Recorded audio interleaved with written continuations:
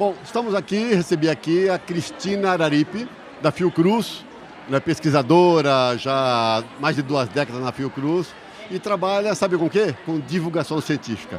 Então, gostaria muito, Cristina, obrigado pela presença aqui. Fale um pouco sobre essa atividade que tem a Fiocruz. Bom, a Fiocruz é uma referência internacional, mas como se articula no Brasil? Você me dizia agora há pouco que está em vários estados, como é que é? É verdade, a Fundação Oswaldo Cruz tem 123 anos de história, né? Criado em 1900 por Oswaldo Cruz, no Rio de Janeiro, onde tem a sede histórica até hoje, inclusive o símbolo, né, da nossa instituição, que é um castelo mourisco, concebido por Oswaldo Cruz para ser a sede do Instituto Soroterápico do Rio de Janeiro e que depois leva o nome dele, torna-se Instituto Oswaldo Cruz. De lá para cá muita coisa aconteceu, né?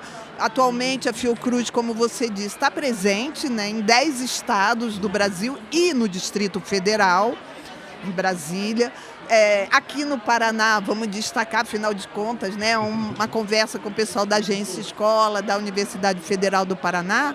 É bom lembrar que aqui no Paraná, já há 14 anos, está fazendo agora, foi criada também uma unidade da Fiocruz chamada Instituto Carlos Chagas, mas às vezes a gente chama também simplesmente Fiocruz Paraná. Pronto. Mais fácil, né?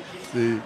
A nossa instituição, então, ela tem uma história, né, no Rio de Janeiro muito consolidada, são muitas unidades técnico-científicas, né? A Fiocruz, como todo mundo sabe, por conta desse episódio, né, que foi...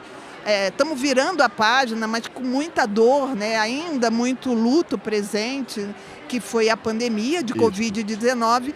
E nesse momento a Fiocruz desempenhou um papel importantíssimo, né? Que é o que sempre a gente imagina em relação a uma instituição de pesquisa como a nossa, que não só faz a pesquisa de bancada, forma pessoas, né, para trabalharem na saúde, né? Depois quero falar um pouquinho sobre o SUS, a Fiocruz e o SUS, pensando ali na Constituição, né, de 1988. Mas antes disso, para falar assim, um pouco desse momento difícil que vivemos da pandemia de Covid-19, a Fiocruz ficou conhecida por conta da questão da vacina, né? A produção da vacina.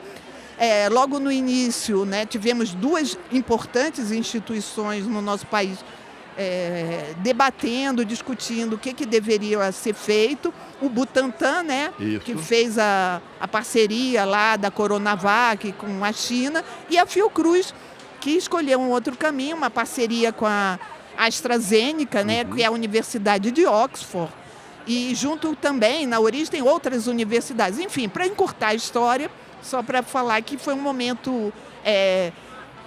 para a Fiocruz, curiosamente, que permitiu que a instituição ficasse conhecida, porque a mídia, né, a gente ficava muito em casa, né, assistindo TV, acompanhando, e realmente a Fiocruz acabou tendo uma projeção nacional. E inclusive impedindo um desastre maior no país ainda, né? Pois isso aí os historiadores vão um dia provavelmente falar sobre esse capítulo da história, né, que felizmente, como disse ontem, né, a ministra da Saúde, Nízia Trindade Lima, nossa ex-presidente, que assumiu, ela disse assim, de alguma forma é um capítulo, é uma página virada, se não me engano foi essa expressão que ela utilizou. E aí vamos olhar para frente, vamos falar de coisas... A gente está aqui, né, na SBPC com uma agenda muito positiva, sabe? Isso que eu acho que vale a pena a gente também conversar, né? E só registrando, né, Cristina, que a Nízia, eu não sabia, você me informou agora há pouco, foi a primeira mulher a coordenar a Fiocruz, né? Foi a primeira em toda a história de 100 e tantos anos, né? Exatamente. E agora como primeira-ministra também. Agora, o seu trabalho na Fiocruz é exatamente divulgação científica. Exatamente. Eu coordeno a área de divulgação científica no Brasil inteiro. Então, estou vinculada... Qual a importância disso, Cristina? Então... é fundamental, né? A gente está aqui nessa reunião anual da SBPC, a gente já vem há muitos anos, a Fiocruz participa, né, da programação científica, sempre com muitas atividades, muitos dos nossos pesquisadores, mas também nós gostamos muito de participar desse espaço onde nós estamos, que é a SBPC Jovem, né? E a SBPC Jovem, eu digo que é a melhor forma da gente fazer a divulgação científica, aquela mais autêntica, que é aquela em contato com a população. Aqui passam pesquisadores, passam professores, passam estudantes da educação básica. Então, a importância hoje ela é fundamental. A gente falava da Fiocruz nos meios de comunicação, essa questão da imagem, mas, sobretudo, eu vejo assim, que nesse momento que a gente está vivendo, até pelos desafios que estão colocados para a pesquisa, para a ciência e tecnologia, até em saúde, a Fiocruz tem um papel para desempenhar importante. Então, não vejo pesquisas, não posso falar hoje de pesquisa sem falar da divulgação científica, da disseminação do conhecimento, falar também outra coisa, que um termo que a gente usa muito, é popularização da ciência. Isso. E no caso de vocês também, que é divulgar a mulher na ciência, né? Vocês têm um trabalho nesse sentido de... Bom, a Fiocruz é essencialmente feminina, ela é a maioria feminina, né? Toda a base dela, quem produz, vamos chamar assim, na grande parte, são mulheres. Mas vocês têm um programa que é para incentivar a mulher, as meninas na ciência, é isso? Exatamente. Quando Nízia assume pela primeira vez, né, na Fiocruz nós elegemos, como nas universidades públicas, né, a nossa presidente. Nízia foi eleita em 2017 presidente da Fiocruz, né? Ela fez um mandato de 4 anos, já estava na metade do segundo mandato e foi convidada pelo presidente Luiz Inácio Lula da Silva para assumir o cargo de ministra da Saúde, um pouco naquela boa e velha tradição, né, da fundação, lembrando lá Oswaldo Cruz, mas para focar no tema das mulheres na ciência, que talvez entre as muitas atividades com quais a gente está envolvido, uma delas, você tem toda a razão, é o trabalho que a gente vem fazendo, então, a partir desse momento que a Nízia assume a presidência, voltado para... A gente gosta de falar assim, um pouco de maneira mais simples, né? São grandes eixos que a gente gosta, que estruturam o nosso programa e que a gente está atuando. Um deles é a valorização da mulher na ciência, da visibilidade, falar mais sobre mulheres cientistas. Conhecemos nomes famosos de homens, mas quantas mulheres que fazem ciência no Brasil a gente conhece? Vou citar uma, Margarete Dalcomo, talvez tenha ouvido falar. É uma médica pneumologista da Academia Nacional de Medicina agora, que tem uma trajetória extraordinária e poucas pessoas conheciam. E a pandemia fez com que ela fosse convidada pelos meios de comunicação e tornou-se, né, uma pessoa muito conhecida. Mas quantas pessoas conhecem? Jaqueline Góes, inclusive, que fez mestrado e doutorado na Fiocruz Bahia. Jaqueline agora da USP, né, uma moça jovem que trabalhou na equipe que foi desvendar o genoma, né, foi muito rápido, também com a pesquisadora que eu gosto sempre de citar, a doutora Esther Sabino, e da USP, e o pessoal conhece pouco, né? Quantas mulheres a gente... Marie Curie, é verdade, né?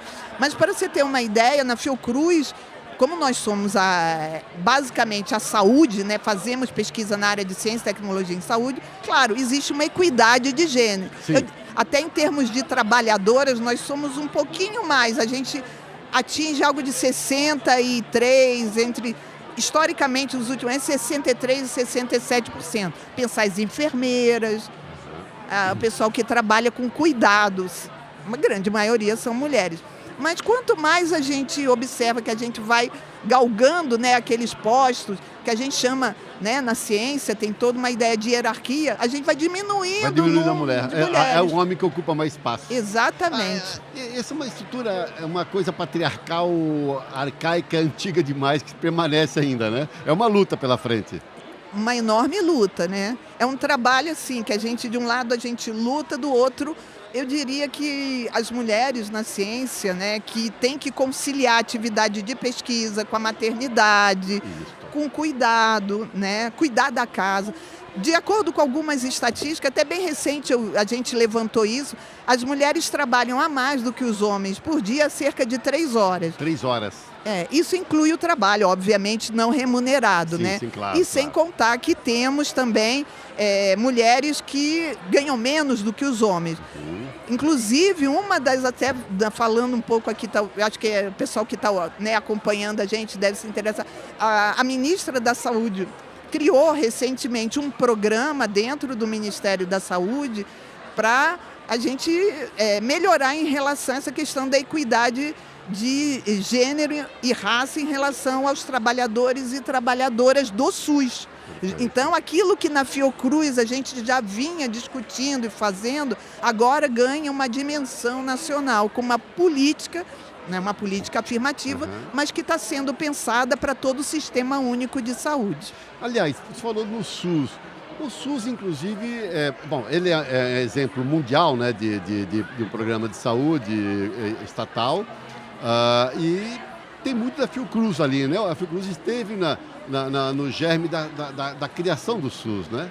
Eu acho que, como tudo, às vezes, né, se a gente olhando para trás na história, é até difícil explicar, né? Porque a Fiocruz, no momento em que tem eleição para os constituintes, né, os deputados, Ulisses Guimarães, Constituição de 1988, nós tivemos a sorte, entre aspas, de ter lá Sérgio Aroca, que foi um dos constituintes e que ele representou muito bem essa área da saúde. Então, as garantias fundamentais que a gente tem na nossa Constituição da saúde como direito vem daquele debate lá dos anos 80. Lembrando que, naquele momento, a gente acabou de ter, né, a 17ª Conferência Nacional de Saúde. Mas nos anos 80 teve uma conferência muito importante, que é a 8ª Conferência. Naquela conferência, pela primeira vez no nosso país, se discutiu a importância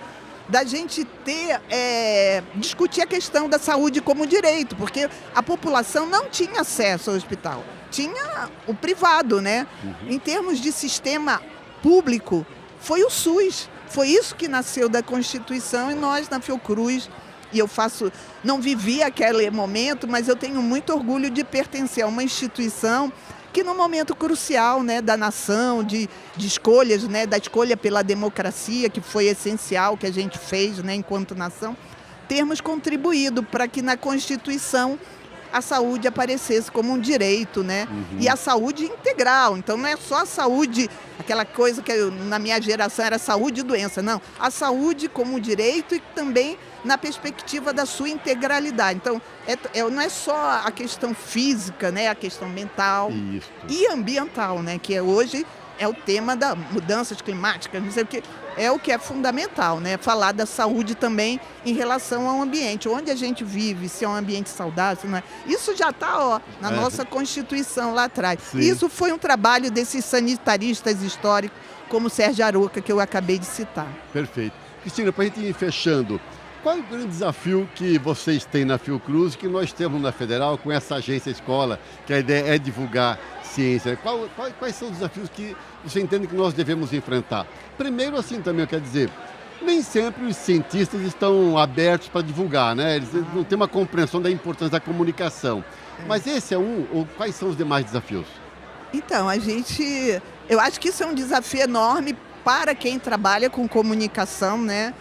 Eu, nessa função que estou, né, de coordenadora de divulgação científica, tenho que aprender muita coisa sobre comunicação pública da ciência, né? Você falou um aspecto que é super importante, então eu vou destacar ele, que é o cientista falar com a sociedade, né?